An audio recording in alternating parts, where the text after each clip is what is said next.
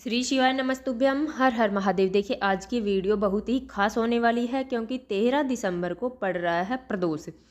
प्रदोष की जो तिथि होती है वह भगवान शिव को समर्पित होती है। तो देखिए प्रदोष की तिथि कब से प्रारंभ हो रही है। यह 12 दिसंबर 2024 को रात 10:26 से प्रारंभ हो रही है और 13 दिसंबर को रात 7:40 पर इसका समापन हो जाएगा। तो देखिए उदया तिथि के अनुसार हमारे हिंदू धर्म में जो उदया तिथि होती है वह मान्य होती है। तो उदया तिथि के अनुसार प्रदोष का जो व्रत है वो 13 तारीख को रखा जाएगा। तो देखिए अगर आपके जीवन में बहुत ज़्यादा कष्ट है, बहुत ज़्यादा संकट है, समस्याएं आपका पीछा नहीं छोड़ रही हैं, तो प्रदोष के दिन देखिए शुक्रवार की ये प्रदोष पड़ रही है, बहुत ही शुभ समय है। और प्रदोष के दिन प्रदोष काल में अगर कुछ उपाय करते हैं तो इससे आपके जीवन की सभी समस्याएं समाप्त हो जाती हैं और आपकी मनोकामना अवश्य पूरी हो जाती है। देखिए हम अपनी वीडियो में आपको 4 महा उपाय बताएंगे जो शुक्रवार के दिन आपको करने हैं। देखिए चाहे आपकी समस्या नौकरी संबंधित हो, चाहे पैसों से संबंधित हो, धन संबंधित जो भी आपकी समस्या है वो जरूर समाप्त हो जाएगी। पूज्य गुरु जी की कथा सुनकर समझकर समझाने का पूरा प्रयास करूंगी, इसलिए वीडियो को अंत तक जरूर देखना। और अगर आप भगवान शिव के अनंत भक्त हैं और उनकी कृपा पाना चाहते हैं तो चैनल को सब्सक्राइब जरूर करना। देखिए चले चलते हम उपाय की ओर। पहला जो उपाय है वह बहुत ही खास उपाय है मनोकामना पूर्ति के लिए। देखिए अगर आपके जीवन में दुर्भाग्य बहुत ज़्यादा है, सौभाग्य की कमी है, तो आप यह उपाय जरूर करें।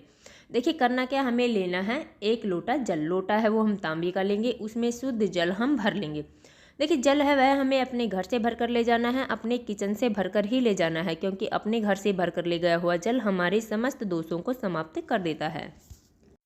उसके बाद में हमें लेनी है इत्र। देखिए इत्र है वह हमारे जीवन को महकाने का कार्य करती है, पूजा की दुकान पर आसानी से मिल जाएगी। उसके बाद में हमें लेना है 1 बेलपत्र। बेलपत्र वो कहीं से खंडित बेलपत्र नहीं होना चाहिए, कटा फटा बेलपत्र हमें नहीं लेना है। अगर आपके पास बेलपत्र नहीं है तो आप शिव मंदिर से बेलपत्र लेकर उसे धोकर दोबारा उपयोग में ले सकते हैं। देखिए अब ये सभी सामग्रियाँ लेकर हमें पहुंच जाना है बेलपत्र वृक्ष के नीचे। अगर आपके आसपास कहीं भी बेलपत्र का वृक्ष नहीं है तो आप समी पत्र के वृक्ष के नीचे भी यह उपाय कर सकते हैं। देखिए अब हमारे पास जो 1 लोटा जल है, देखिए हमें फुल भरने की आवश्यकता नहीं है। अगर थोड़ा सा जल भी हम लोटे में लाए हैं तो वो सर्वोत्तम रहेगा। देखिए हमें जो लोटे में जल है वो हमें बेलपत्र की वृक्ष की जड़ में समर्पित कर देना है। उसके बाद में थोड़ा सा जल हमें लोटे के अंदर दोबारा से भर लेना है। अब उसके अंदर हमें इत्र मिलाना है। देखिए जो हमारे पास जो इत्र है वह इत्र हमें उसमें मिला देना है और वह थोड़ा सा जल हमें बेलपत्र की वृक्ष की जड़ में समर्पित कर देना है। देखिए यह इत्र ही हमारे जीवन को महकाने का कार्य करेगा। उसके बाद में हमारे पास जो एक लोटा है उसके अंदर थोड़ा सा जल हमें फिर से भरना है। देखिए जल हमें दूसरे बर्तन में ले जाना है। थोड़ा सा जल हमें लोटे के अंदर फिर भरना है, उसके अंदर हमें बेलपत्र डालनी है और वह 1 लोटा जल जो हमारे पास जितना भी जल है वह जल हमें बेलपत्र के वृक्ष की जड़ में समर्पित कर देना है, अपनी मनोकामना बोलते हुए। जो भी हमारी इच्छा है, जो भी मनोकामना है वो बोलते हुए हमें यह जल समर्पित कर देना है। देखिए उसके बाद में हमें अपनी मनोकामना बोल दे है। देखिए यह बहुत ही प्यारा, बहुत ही सुंदर सा उपाय है। चलिए चलते हैं हम दूसरे उपाय की ओर। दूसरा जो उपाय है वह भी बहुत ही खास उपाय है। शुक्रवार का दिन है। देखिए शुक्रवार का दिन माता रानी को समर्पित होता है, माता लक्ष्मी को समर्पित होता है। अगर आपके जीवन में धन संबंधित परेशानियां बहुत ज़्यादा हैं तो आपको करना क्या, आपको लेना है 1 लोटा जल। लोटा है वो हम तांबे का लेंगे, उसमें शुद्ध जल हम भर लेंगे। उसके बाद में हमें लेना है आंकड़े का फूल। देखिए आप 3, 5, 7 जितने भी आंकड़े के पुष्प आपके पास हैं आप ले सकते हैं। देखिए सफ़ेद आंकड़ा यहाँ पर लेना है। एक जो बैंगनी कलर का जो फूल आता है आंकड़े का वो हमें नहीं लेना है। उसके बाद में ये सभी सामग्रियाँ लेकर हमें पहुँच जाना है भगवान शिव के मंदिर में। वहाँ पर जाकर सबसे पहले 1 लोटा जल हमें भगवान शिव के शिवलिंग पर समर्पित कर देना है। उसके बाद में आंकड़े के फूल को हमें अपने दोनों हाथों में लेना है और उसे माता अशोक सुंदरी वाले स्थान पर समर्पित कर देना है। देखिए डंडी का मुख है वो जलाधारी की तरफ होना चाहिए और जो फूल का मुख है वो भगवान शिव के शिवलिंग की तरफ करना है। देखिए हमें अपनी मनोकामना वहाँ पर बोल देनी है। जो भी हमारी इच्छा है, जो भी मनोकामना है वो हमें वहाँ पर बोल देनी है और अपने घर आ जाना है। देखिए बहुत ही अचूक उपाय है, बहुत ही कारगर उपाय है। प्रदोष के दिन प्रदोष काल में आप ये उपाय जरूर करें। चलिए चलते हम तीसरे उपाय की ओर। तीसरा जो उपाय है वह उन लोगों को करना है जिनके जीवन में बीमारियां बहुत ज़्यादा हैं, बहुत ज़्यादा कष्ट हैं। देखिए उन लोगों को यह उपाय करना है, समी पत्र से और एक दीपक से सभी बीमारियां, सभी मनोकामनाएं पूरी हो जाएगी। तो देखिए हमें करना क्या है, हमें लेने हैं 2 समी पत्र, 2 समी पत्र लेना है। उसके बाद में हमें लेना है थोड़ा सा कच्चा दूध। देखिए कच्चा दूध का मतलब होता है जो गर्म न किया गया हो, कच्चा दूध हमें ले लेना है। उसके बाद में हमें लेना है एक दीपक, दीपक है वो हम गोल बाती का दीपक यहाँ पर हमें लेना है। देखिए सबसे पहले हमें ये सब सामग्रियाँ लेकर पहुँच जाना है भगवान शिव के मंदिर में। वहाँ पर जाकर सबसे पहले हमें एक दीपक प्रज्वलित करना है।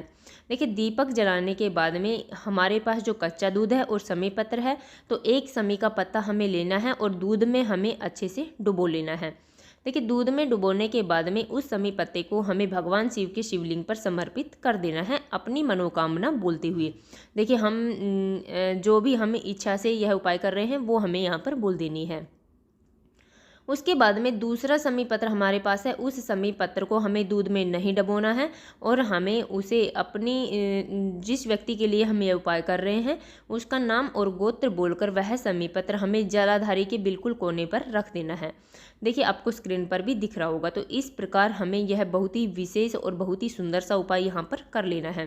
देखिए प्रदोष का दिन है, प्रदोष काल में अगर यह उपाय करते हैं तो इससे भगवान शिव और भगवान माता पार्वती भी अधिक प्रसन्न होती हैं और आपकी सभी मनोकामनाएं पूरी हो जाती है। चलिए चलते हम चौथे और अंतिम उपाय की ओर। चौथा जो उपाय है वह 108 चावल के दानों से करना है। देखिए अगर 108 चावल के दाने या फिर चावल के दाने हम शुक्रवार के दिन भगवान शिव के शिवलिंग पर समर्पित करते हैं तो इससे माता लक्ष्मी अत्यधिक प्रसन्न होती है और हमारे घर में अन्न धन के भंडार हमेशा भरे रहते हैं। तो देखिए हमें करना क्या, हमें लेने हैं 108 चावल के दाने, हमें गिन कर ले लेने हैं, खंडित चावल के दाने हमें नहीं लेने हैं। उसके बाद में हमें लेना है एक स्टील का लोटा, उसमें हमें कच्चा दूध डाल देना है। अगर आपके पास अधिक मात्रा में कच्चा दूध नहीं है तो आप जल उस लोटे में भरना है और 2 चम्मच कच्चा दूध हमें उसमें डाल देना है।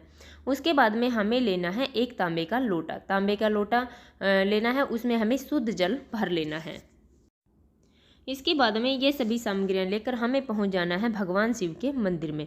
देखिए वहाँ पर जाकर हमें 108 चावल के दाने एक एक करके भगवान शिव के शिवलिंग पर समर्पित कर देने हैं। श्री शिवाय नमस्तुभ्यं का जाप करना है, श्री शिवाय नमस्तुभ्यं, फिर एक चावल का दाना हमें समर्पित करना है, फिर श्री शिवाय नमस्तुभ्यं का जाप करना है, फिर एक चावल का दाना हमें समर्पित कर देना है। इस प्रकार करके हमें 108 चावल के दाने भगवान शिव के शिवलिंग पर समर्पित कर देने हैं।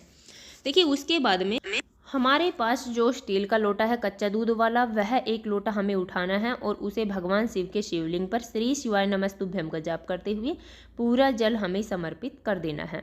देखिए उसके बाद में हमारे पास जो तांबे का लोटा है जिसमें शुद्ध जल हमने भर रखा है वह हमें उठाना है और उसे भी भगवान शिव के शिवलिंग पर श्री शिवाय नमस्तुभ्यं का जाप करते हुए पूरा जल हमें समर्पित कर देना है।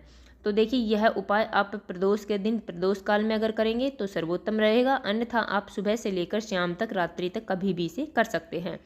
तो देखिए हमने अपनी वीडियो में 4 महा उपाय बताए हैं, जो भी आपको अच्छा लगे, जो भी आपको सरल लगे वो उपाय आप आज के दिन कर सकते हैं।